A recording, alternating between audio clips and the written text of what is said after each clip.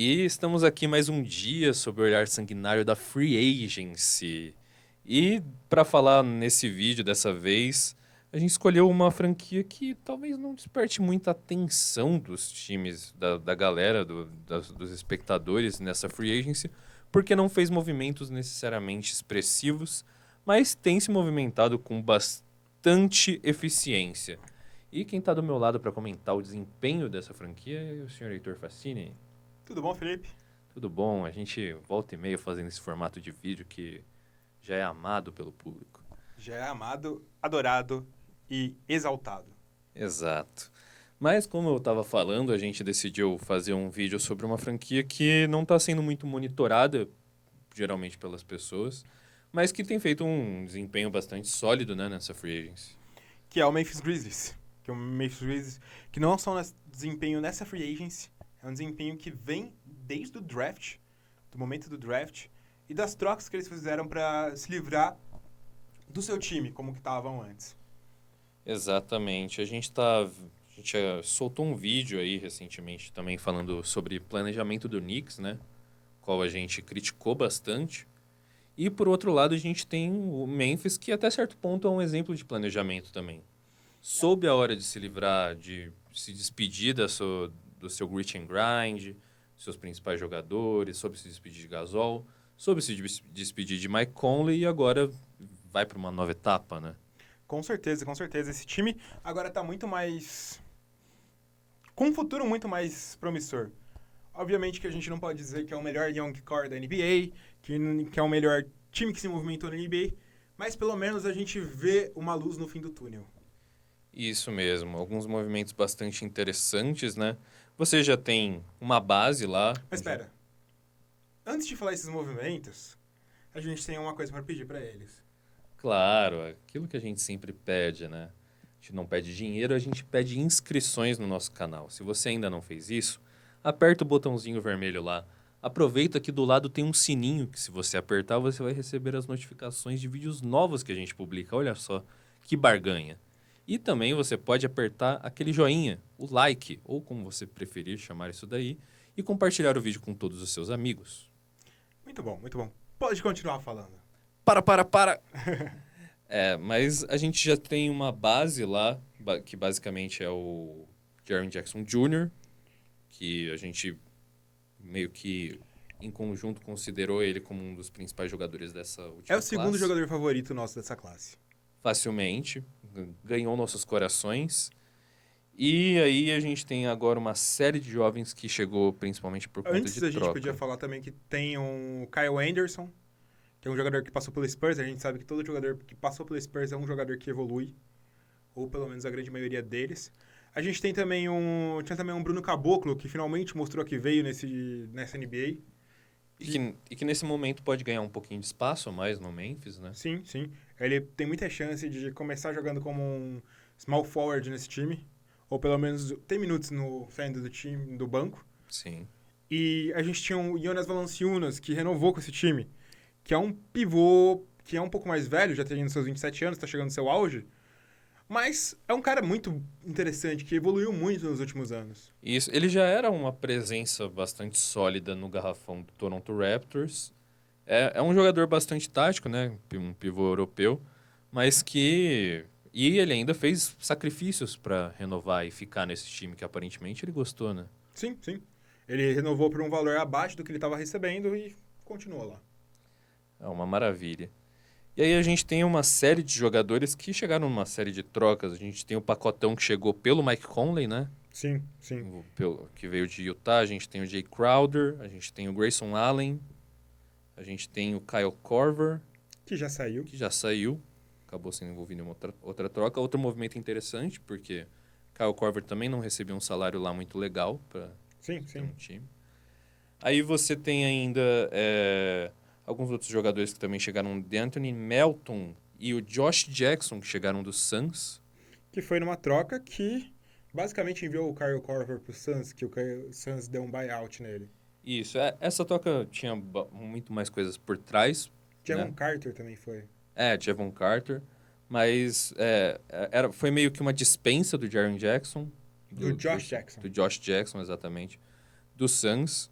E talvez esse seja um ambiente bom para ele recuperar o basquete, né? Falam muito que a cultura do Memphis Grizzlies é uma cultura boa para se desenvolver. Isso. Durante muitos anos também você teve veteranos muito bons para desenvolver sob a asa deles. Você tinha um Tony Allen, você tinha até um Zach Randolph que, por mais que seja um pouquinho problemático, ele era Sim. um bom veterano.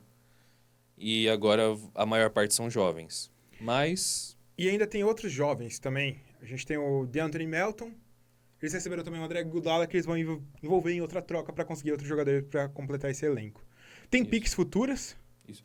Tem o Rookie, que chegou nessa temporada. Isso. Eu ia falar só para as piques futuras pra gente dar uma olhada melhor para esses rookies. Que é uma pique do Jazz do ano que vem, que não deve ser alta, mas eles podem conseguir alguma coisa. E do Warriors em 2024, que a gente não tem o que dizer que vai ser, porque são daqui 4 anos. Mas agora tem os rookies que você ia falar. Isso, a gente tem a chegada do Ja Morant, que basicamente foi um momento em que eles se sentiram confortável também. A gente pode se despedir do Mike Conley, porque a gente basicamente já encontrou um point guard que a gente pode apostar no nosso futuro, né? Sim. E também veio o Brandon Clark, que esse foi um estilo do caramba, que era um jogador que era pra sair na loteria e acabou saindo lá pra 20ª pouca posição.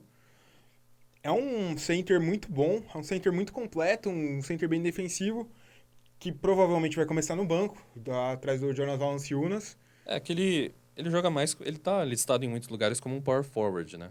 Eu acho que ele é daqueles caras que consegue transitar pelas duas posições. Isso, só que ele tem características mais A internas, né? níveis da NBA, ele aparenta ser mais um center. Principalmente, né?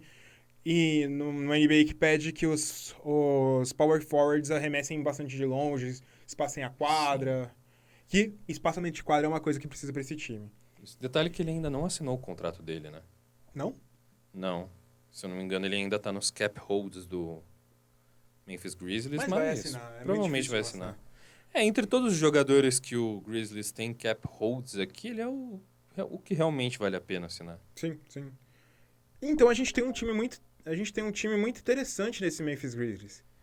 Que é um time que une jogadores que estão numa fase para quase se transformarem em veteranos, mas são jogadores interessantes, que é o Kyle Anderson e o Jonas Valanciunas, mas tem jovens muito bons. O Memphis Grizzlies fez movimentos que já podemos dizer que eles não precisam mais tancar para conseguir picks boas.